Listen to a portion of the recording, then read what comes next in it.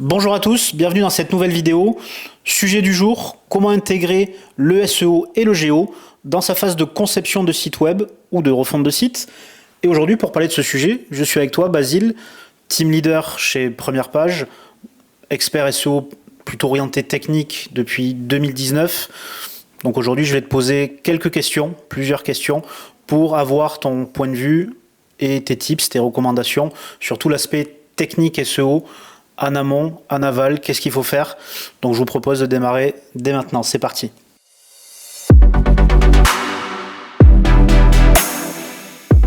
Alors première question, Basile, on entend très souvent de la part des leads, voire même certains clients, même si on a tendance à bien les éduquer, on leur entend souvent dire le SEO, on verra ça plus tard, on verra ça à la fin.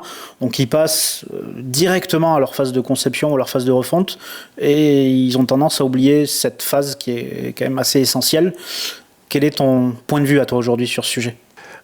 Quand tu pars du principe que tu te mets le SEO en fin de parcours dans ta refonte ou ta création de site web, la problématique que tu vas rencontrer, c'est que le SEO se base en grande partie sur une partie technique et que si ton site n'a pas une technique qui est propre, on va devoir repasser dessus. Sauf qu'en repassant dessus, ça va être des délais en plus, ça va être pas mal de travail supplémentaire. Donc autant l'anticiper, se mettre dessus dès le début du projet justement pour clarifier, discuter avec le développeur sur ce dont on va avoir besoin et ça permettra derrière d'avoir un site qui en fin de compte soit propre techniquement et permettant de mettre en place tout ce qu'il va y avoir après, le contenu, etc. C'est en quelque sorte comme poser les fondations quand on construit une maison, si je comprends bien. C'est exactement ça. En fait, c'est comme si tu veux faire ta maison, tu fais une chape un peu à la va-vite et tu commences à tout mettre par-dessus. Tu sais pas exactement sur le plan comment va être ta maison, etc. Nous, d'un point de vue SEO, on préfère prendre le temps justement d'avoir une chape qui soit bien solide. On prévoit justement tous les plans de la maison. Donc, on prévoit une arborescence, etc. On prévoit tous les blocs dont on va pouvoir avoir besoin. Si on reparle d'un sujet qui a déjà été abordé le mois dernier sur la chaîne, c'était le principe de AT. On risque d'avoir besoin de certains blocs. L'idée, c'est de penser en amont là-dessus, se dire, voilà, on aura besoin de tout ça. Donc, c'est cette chape, en fait, qui va permettre justement de pouvoir aller beaucoup plus loin dans la création de la maison derrière. Donc, premier mythe qu'on va débunker ensemble, on entend souvent, oui, le SEO, c'est le problème de l'agence SEO. C'est pas le problème ni du client et encore moins de l'agence qui développe le site. Quel est ton avis sur cette question qui revient souvent ou sur ce mythe qu'on entend souvent ? En soi, le SEO, oui, appartient à l'agence SEO, mais pour autant, il y a quand même pas mal de sujets sur lesquels on va travailler en commun. Toute la partie technique, par exemple, s'il y a du développement à mettre en place, on est une agence SEO, on n'est pas forcément développeur. Donc là-dessus, on va avoir besoin justement de travail d'experts, justement des développeurs dont c'est le métier, qui maîtrisent la technologie et le langage qui va être utilisé. Donc l'idée, c'est de les faire intervenir à ces personnes-là. Et pas le problème du client. De rien, le client est quand même le destinataire final du SEO. Et on parlait de AT juste avant. Le AT, justement, c'est mettre en avant notre client dans le contenu qu'on va mettre, dans la structuration du site internet, etc. Deuxième mythe, qu'on a déjà entendu également au sein de l'agence, le SEO, de toute façon, on peut le rattraper après. Donc on peut le faire plus tard. Ton opinion ? En soi, oui, ça peut être rattrapé, mais par contre, ça va demander beaucoup plus d'efforts. On part de plus loin, donc pour rattraper le niveau qu'on aurait dû avoir à la mise en ligne du site, déjà, il va falloir travailler beaucoup plus. Et l'autre risque qu'il y a, c'est que lors d'une refonte, plutôt que de partir de plus loin, on peut partir d'encore plus loin, de repartir en arrière justement, parce qu'on va perdre l'acquis du site, s'il y avait déjà un acquis en place. Et là, ça devient vraiment problématique pour la visibilité du site parce que ça mettra plusieurs semaines, plusieurs mois, voire peut-être des fois plusieurs années pour récupérer l'historique qu'on a pu avoir. Troisième mythe, et pour moi c'est un vrai sujet, je donne une reco SEO à mon dev, il sait quoi en faire. Alors pour avoir vécu justement le côté développeur, je peux t'assurer que non, c'est que le développeur, il a son langage qui va être l'informatique, la création de site internet ou la refonte de site internet, et le référencement naturel, c'est un autre monde. Donc il y a deux points de vue qui sont complètement différents et chacun a sa spécialité. Donc souvent ce qui se passe, c'est qu'on va travailler en main dans la main justement pour apporter un maximum de résultats, mais chacun a son corps de métier. Si on continue l'exemple de la maison de tout à l'heure, on va avoir un charpentier, c'est pas celui qui va te faire ta plomberie. Chacun va travailler dans le but d'avoir une maison à la fin qui soit solide et belle. Dans le référencement et dans le webmastering ou dans la création de site internet, c'est la même chose. Le webmaster va te faire un super beau site, là où ton agence SEO va être là pour présenter une arborescence qui va te permettre de couvrir tous les sujets qui vont être en place. On va travailler avec le webmaster sur comment optimiser les performances, faire en sorte que ton site se charge vite, etc. On va lui fournir une liste de recommandations que Google, lui, va vérifier, les vitesses de chargement, etc., plus certaines métriques. Et l'idée, c'est, nous, on va lui fournir ça, on va lui expliquer ce qu'il faut, comme ça, il pourra l'appliquer à ton site internet après. Donc autrement dit, tu vas lui fournir une sorte de traduction de ce que tu attends de lui. Tu vas pas juste lui dire réduire le poids des images, optimiser les balises de titres, optimiser les balises H1, faire du maillage interne. C'est toi vraiment, enfin c'est vous en tant qu'SEO qui allez les guider et qui allez leur dire bon mais voilà, ma title, j'aimerais que ce soit ça, ma meta description, j'aimerais que ce soit ça. Mon H1, j'aimerais que ce soit ça. C'est plus que de simples recos, c'est vraiment quelque chose qui est livré un petit peu clé en main pour que lui puisse mettre en application. C'est exactement ça. En fait, si jamais on lui donne juste le mot optimiser, c'est extrêmement vague. Il va pouvoir faire ce qu'il veut, entre guillemets, ou ce qu'il pense être bon, ce qui n'est pas forcément nous le regard qu'on a, parce que lui, il va avoir son regard qui va être très terre à terre de l'informaticien. C'est très simple, en informatique, ça marche pas, on le voit instantanément. Là où en référencement naturel, c'est beaucoup de tests, beaucoup d'itérations, et ça, ça demande beaucoup d'expérience. On ne devient pas SEO du jour au lendemain, il faut le travailler, etc. Et du coup, c'est là-dessus où nous, on va essayer de réduire ce côté un peu libre arbitre, entre guillemets. On va lui donner ce que nous, on aurait fait, ce que nous, on considère comme le mieux pour avoir le maximum de résultats. 4e mythe, Basile, une fois que mon site est prêt, que mon agence SEO est passée sur le site, c'est bon, hop, je mets en ligne, et puis je me positionne bien sur les IA et sur Google.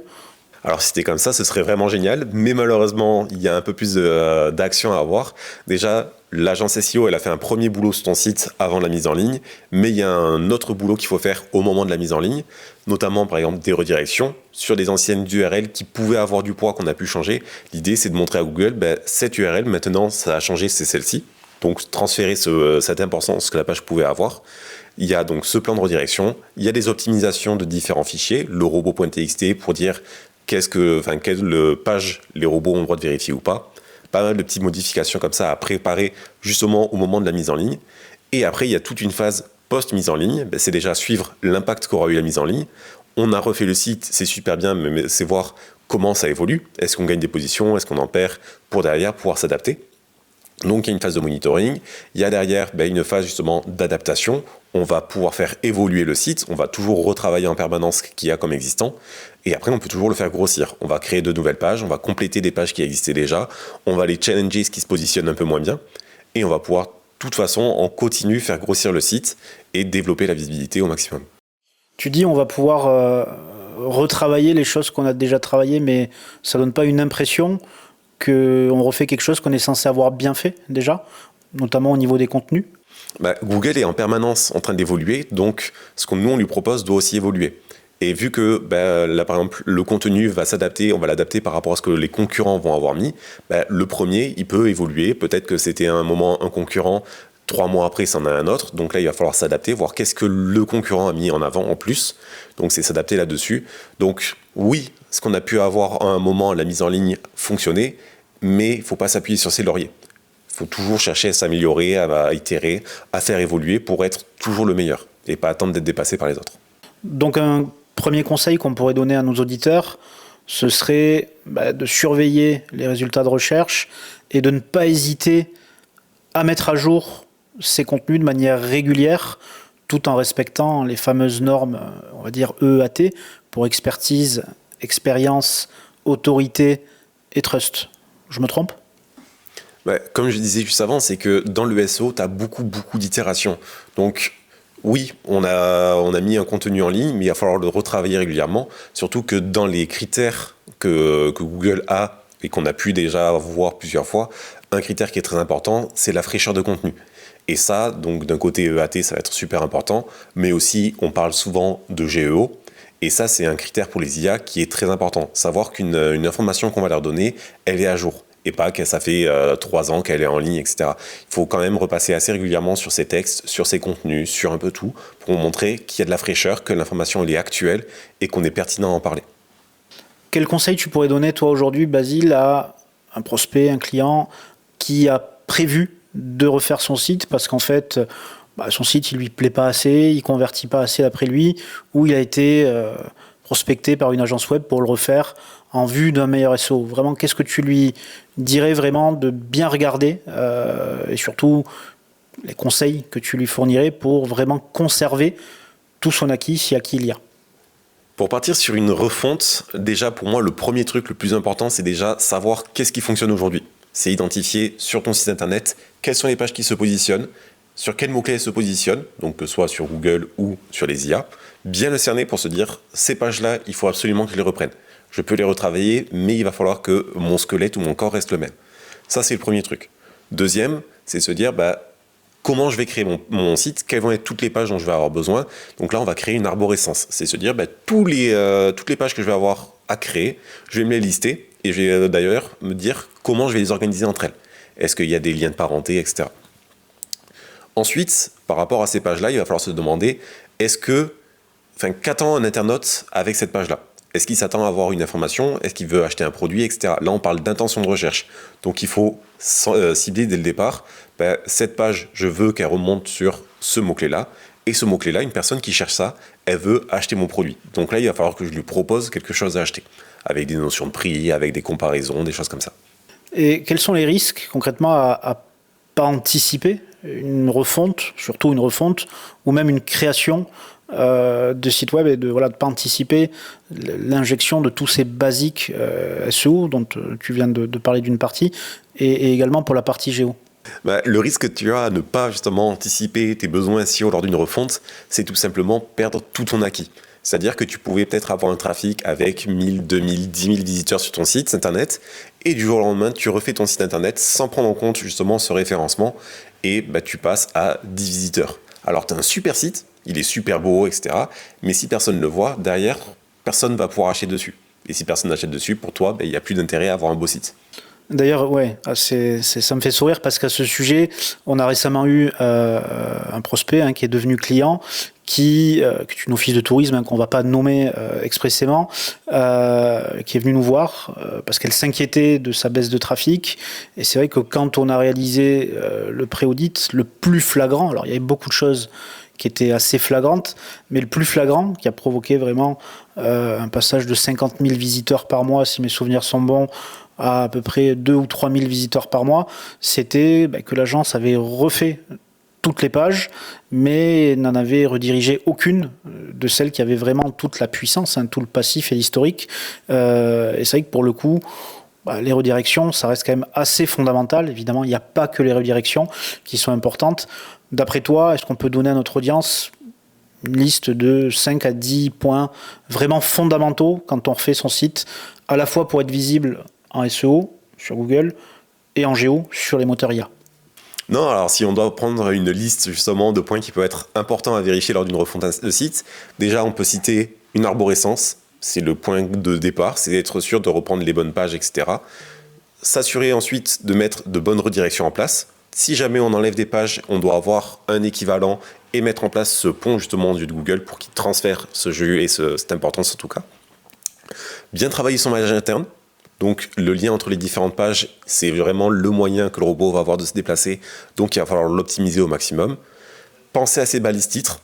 Donc c'est la balise la plus importante dans le cadre du référencement naturel. Donc elle doit être super bien optimisée.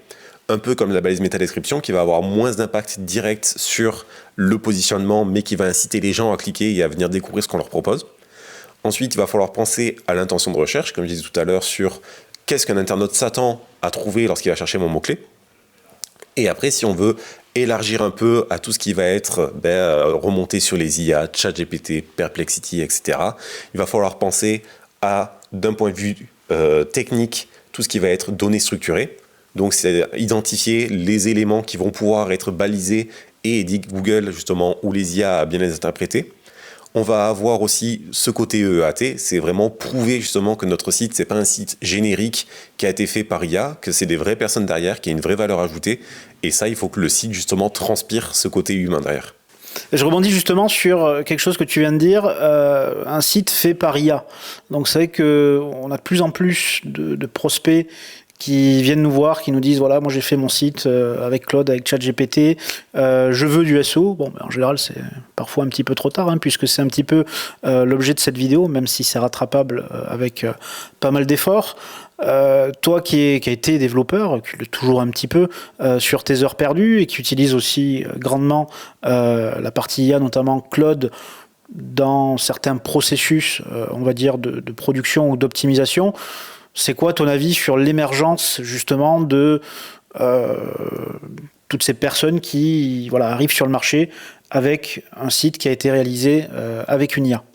Alors par rapport à l'IA, c'est un très très bon outil. En fait, si on sait quoi lui demander, si on sait le résultat qu'on veut avoir à la fin, si on sait le piloter et qu'on sait justement, on a en tête toutes les problématiques qu'on peut rencontrer lors d'une refonte de site internet ou de la création, qu'on réfléchit en amont justement à tout ce que j'ai pu dire juste avant, l'arborescence, le maillage, tout ça, et qu'on lui en parle, justement parce qu'on va avoir beaucoup d'itérations avec l'IA, ça va être beaucoup de discussions, là l'IA peut être un super outil. Par contre, si c'est juste j'ai mon besoin, c'est de créer un site internet, propose-moi un truc, c'est super joli, très bien, on le met en ligne, il va y avoir de grosses lacunes, et là on repart sur ce qu'on disait au tout début, le SEO n'a pas été prévu dès le départ, on va perdre en visibilité, et là ça va être derrière, il va falloir sortir les rames pour rattraper tout ce qu'on a pu avoir, et derrière ça va être expliqué plusieurs fois à l'IA, qu'est-ce qu'il nous faut, comment on le veut, etc.